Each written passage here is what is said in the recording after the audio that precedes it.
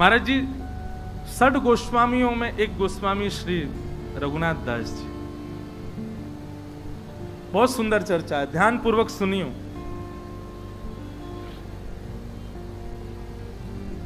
एक हम थोड़ी सी बात कहें आप सबसे, भजन में धीरे धीरे मानसी भाव लानो प्रारंभ करो। मानसी भाव को मतलब कहा है,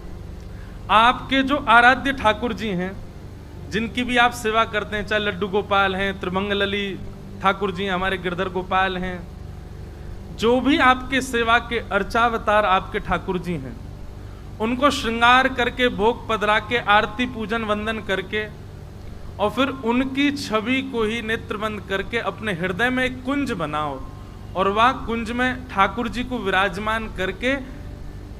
कथा आदि जो आप सुनकर के जाते हैं, उसमें जो लीला आपने सुनी, जैसे अभी होली की लीला सुनी, नौका विहार लीला सुनी,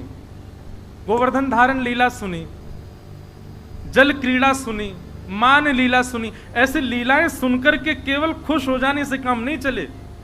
अब भक्ति में यहाँ को प्रयोग कैसे, कि आप वही लीला हमसे सुनिए, चाहे किसी से भी सुनी, वह लीला में श्री कृष्ण के रूप में अपने ठाकुर जी को देखो। आपके लड्डू गोपाल, आपके त्रिभंग लली लाल, आपके गिरधर गोपाल वह लीला में कैसे जच रहे हैं। महाराज जी, भाव तो अंतरंग है, पर फिर भी मैं कहूं,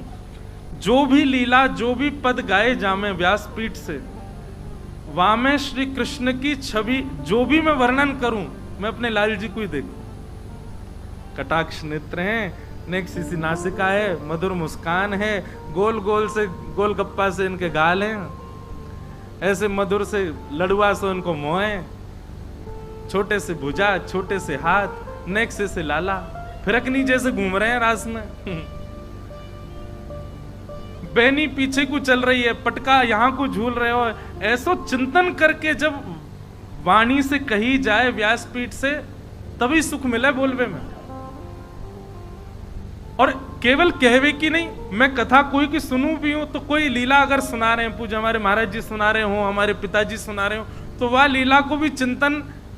करूं, तो मैं लाल जी को ही चिंतन करूं, हमारे लाल जी ऐसे लीला कर रहे हैं। वही मानसी है। मानसी में जाओ, नित्य नवीन सेज बनाओ, नित्य नवीन लीला कराओ, नित्य नवीन लीलान में भाव रखो, ठाकुर जी ये कर रहे हैं, ठाकुर जी ये कर रहे हैं, ठाकुर जी ऐसे कर रहे हैं। पर याद रहे, सावधानी, अगर आपके मानसी